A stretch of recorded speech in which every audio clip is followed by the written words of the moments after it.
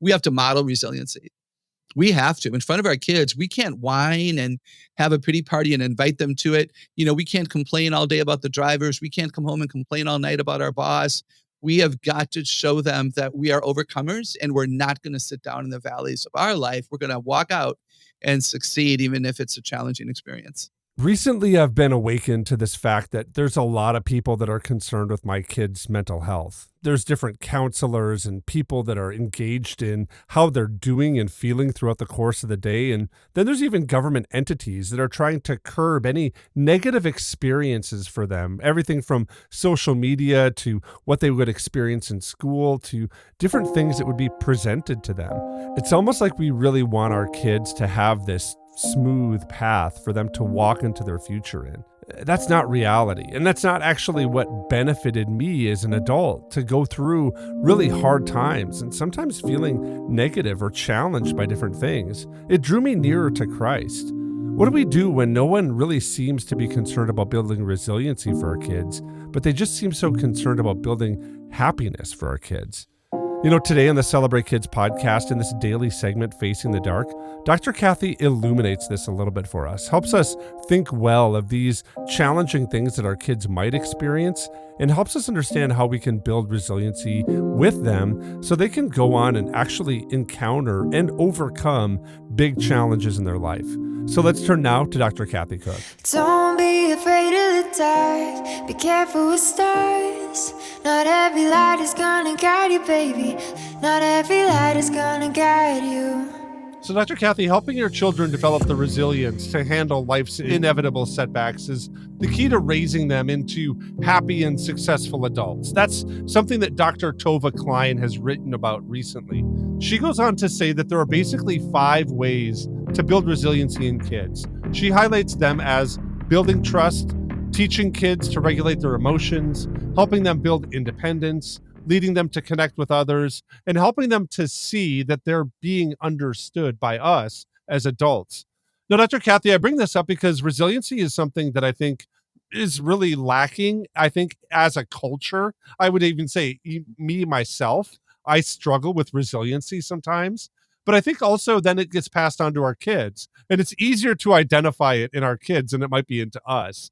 But you wrote an entire book on resiliency, and I want to hear a little bit of why you wrote that book on resiliency. Why is this something that should be focused on as parents, especially in this cultural moment? Right, thanks. I started writing the book during the COVID crisis when I was so concerned that our young people would kind of define their whole existence by what they did not have. They were beginning to define themselves by the prom they missed, the tournament they missed, the piano recital they missed, the band concert they missed, the year in school they missed. And I totally get that. And yet I didn't want that for them going forward because they still had a lot that I wanted them to know about. I also wrote the book because technology is causing, especially our young people, to believe that everything should be easy and automatic and easy to fix. There's the autocorrect feature and the reboot feature. So there's a laziness. They admit to me that they X out of games they might lose. They don't like working harder to try to win, or they just don't want to have the loss on their heart. And that's going to make them weak and not really able to step up to the challenges that an academic life requires or that a life requires of them. In this cultural moment, we have to talk with our kids about walking through the valleys and not sitting down. Dr. Kathy, I do really like that. But I want to ask you about these ideas of resiliency that Dr. Klein talked about. There were 5 that I read earlier.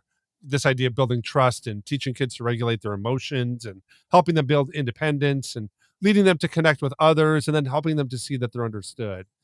What do you think of these as ideas for building resiliency in kids? And is there anything that you'd like to add to them? I would love to add to them. I think the ideas are strong. I think specifically the teaching kids to regulate emotions. My fear about non-resilient children is they don't know how to handle disappointment, fear, frustration, loss, grief, shame.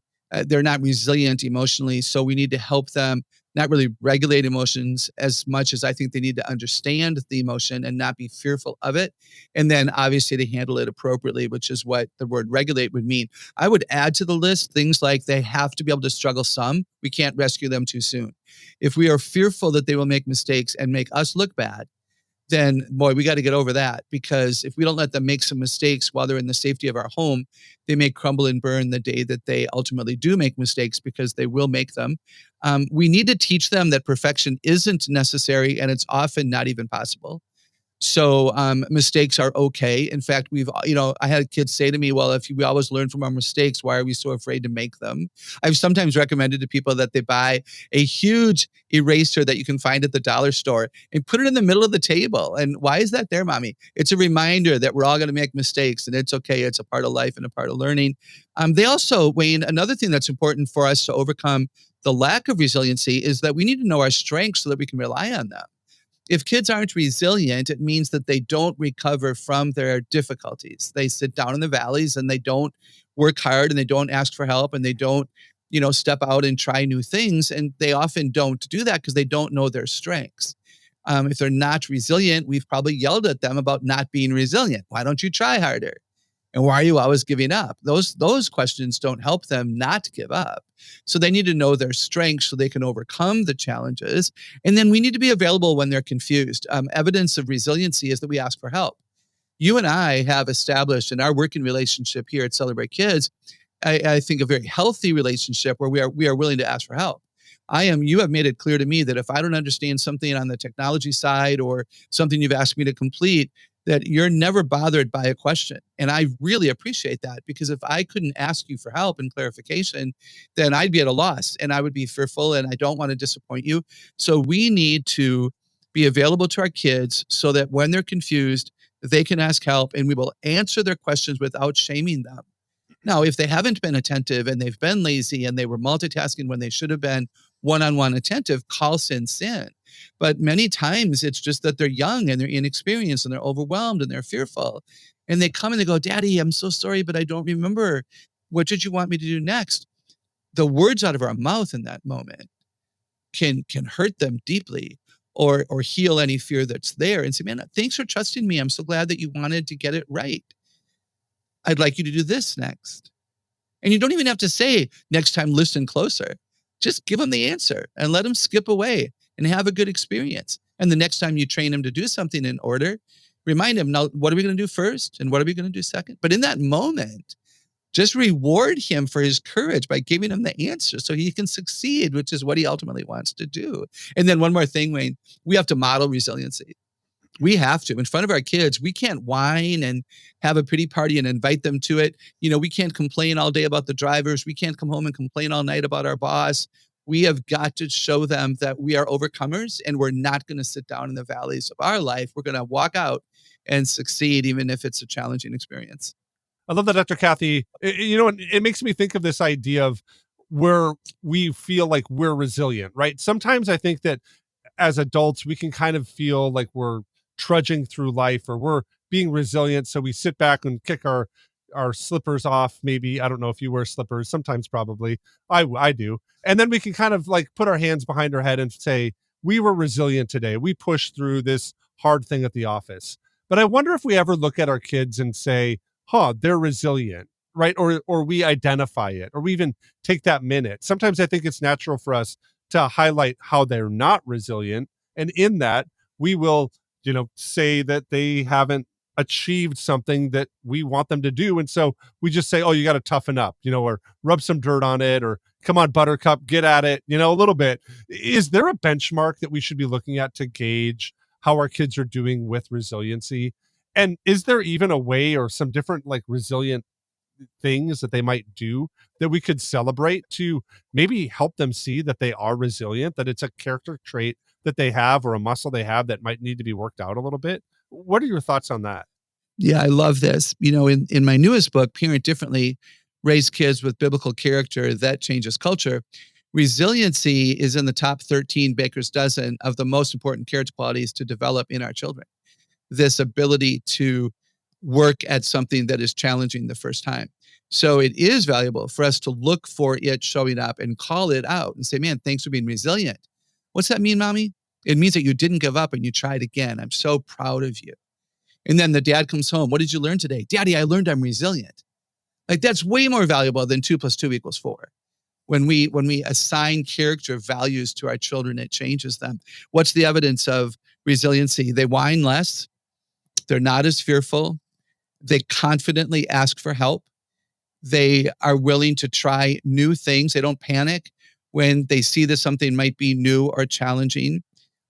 They're not upset every time they have to erase and start over. They begin to understand that learning requires that strategy of overcoming the first mistake. And they learn more. If you're not resilient and you sit down when things are hard, you're going to plateau academically and spiritually, mentally, physically, in every way.